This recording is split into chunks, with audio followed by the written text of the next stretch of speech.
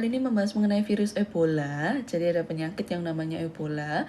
Kemudian di situ sebenarnya kalian juga diminta untuk membaca dari beberapa artikel. Jadi kalian sudah diarahkan ke website tertentu, kalian harus membaca artikel, dan dari sanalah kalian akan mendapatkan sumber untuk mengetahui tentang virus Ebola.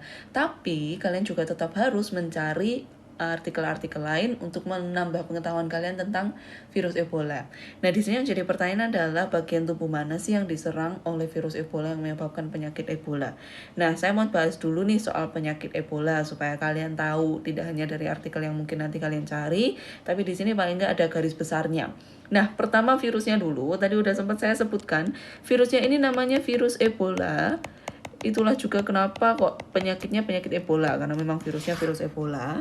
Pertama kali ditemukan di Sungai Kongo yang ada di Afrika.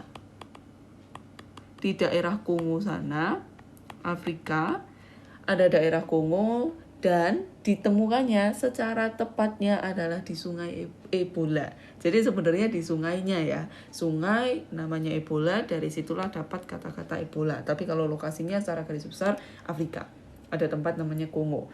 Nah, itu benar-benar harus kalian tahu juga. Nah, 1976 adalah tahun pertama virus ini ditemukan oleh seorang ilmuwan Belgia. Jadi first discovery.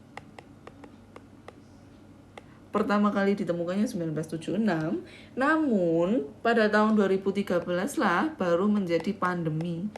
Maksudnya pandemi ini secara global mengancam. Jadi dia menjadi ancaman global yang ditakutkan lah di seluruh dunia itu pada tahun 2013. Sampai dengan tahun 2016 ini masih mengancam.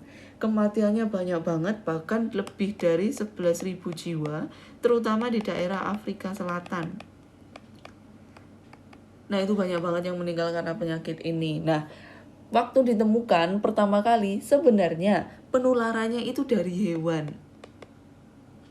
Karena memang kalau di daerah-daerah pedalaman kadang-kadang kan memakan hewan. Nah, itu biasanya disebarkannya dari situ. Jadi pertama kali terjangkit karena memakan hewan yang tidak dimasak dengan baik sehingga virusnya akhirnya menular ke manusia. Nah, ini penularan pertamanya terjadi seperti itu.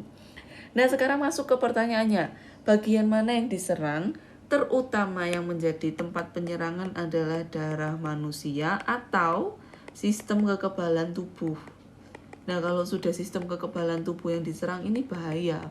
Karena sistem kekebalan tubuh seharusnya menjaga manusia dari penyakit, tapi malah diserang. Akhirnya ini akan menyebabkan penggumpalan darah. Sehingga darahnya menggumpal dan inilah yang akan berujung pada kematian. Kenapa bisa sampai ada kematian? Karena akan terjadi sumbatan.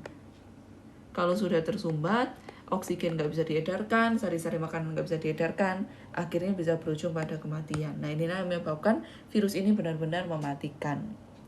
Gitu. Jadi kalau kalian ditanyain bagian tubuh mana yang diserang, darah atau sistem kekebalan tubuh.